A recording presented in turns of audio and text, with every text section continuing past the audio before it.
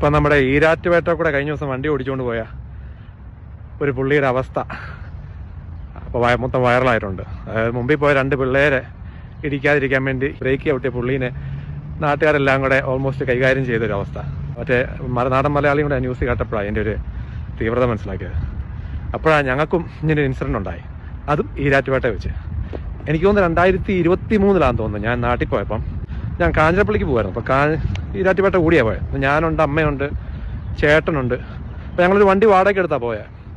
അപ്പം എൻ്റെ ഒരു ഓർമ്മ ശരിയാണെന്നൊരു ചെറിയ പാലുണ്ട്, അത് കടന്നങ്ങ് പോവാം. അപ്പം നാട്ടിലെ ഇടത്തെ സൈഡിൽ കൂടിയാണല്ലോ ഓടിക്കുന്നത്.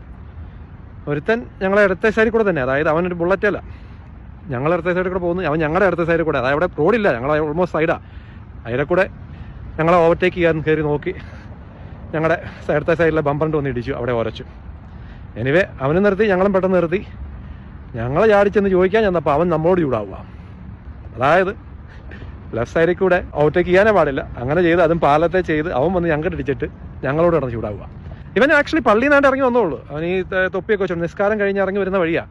അതായത് ഒരു പ്രാർത്ഥനയൊക്കെ കഴിഞ്ഞ് ആളിറങ്ങി വന്ന് സ്വയമേ ചെയ്തൊരു തെറ്റിന് അതുപോലെ അംഗീകരിക്കാതെ എങ്ങനെയെങ്കിലും അവൻ്റെ തെറ്റ് ദേഷ്യപ്പെട്ട് നമ്മുടെ നിലയിലോട്ടാക്കാന്നുള്ള ഒരു മെൻറ്റാലിറ്റിയിലാവും നിൽക്കുന്നത്. എനിവേ നമ്മളും ചൂടായി, ചേട്ടൻ നല്ലപോലെ ചൂടായി. നമ്മൾ നമ്പരും ഇൻഷുറൻസൊക്കെ മേടിച്ച് 2 ദിവസം കഴിഞ്ഞ് വിളിച്ച് നോക്കിയപ്പം നമ്പരും ഇല്ല, ഇൻഷുറൻസും ഇല്ല, എല്ലാം ഫേക്കാണ്. അതിപ്പം ഏത് മതം എന്നുള്ളതല്ല, ഇപ്പം മുസ്ലിം ആയാലും ഹിന്ദു ആയാലും ക്രിസ്ത്യാനി ആയാലും ഇങ്ങനെ കുറേ പേരുണ്ട്. മതത്തിൻ്റെ കാര്യത്തിലോട്ട് വരുമ്പം അവർക്ക് 4 കാലാണ്. പക്ഷേ ഒരു തെറ്റ് ചെയ്താൽ അത് തെറ്റാന്ന് അംഗീകരിക്കാൻ പോലുള്ള ഒരു മനസ്സ് പോലുമില്ല, അതിനുള്ളൊരു ധൈര്യം പോലുമില്ല. എങ്ങനെയെങ്കിലും സ്വന്തം തെറ്റ് മറ്റുള്ളവരുത്തിൻ്റെ തലയിലോട്ട് അടിച്ചേൽപ്പിക്കുക എന്ന് പറഞ്ഞാൽ നടക്കും ഇവനൊക്കെ. നീ പറഞ്ഞ പോലെ അവൻ ആ ഒരു ധൈര്യം കിട്ടിയതും ചിലപ്പം അവൻ്റെ ആ ഒരു ഏരിയ ആയതുകൊണ്ടാണ്, നമ്മുടെ ഏരിയ അല്ലത്. അവൻ കടന്നങ്ങ് നല്ലപോലെ ചൂടായി.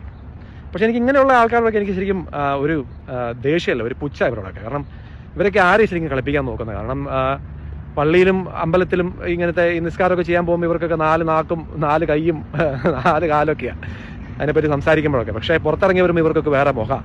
അപ്പം ഇനിയുള്ള കാലത്ത് ഇങ്ങനെ സ്വയമേ ഒരു റെസ്പെക്റ്റോ ഒരു നീതിയൊന്നും ഇല്ലാത്തവന്മാരുടെ ഇടയ്ക്കാണ് നമ്മൾ ജീവിക്കുന്നതോടെ ഒരു ബോധം നമുക്കുള്ളത് നല്ലതാണ്.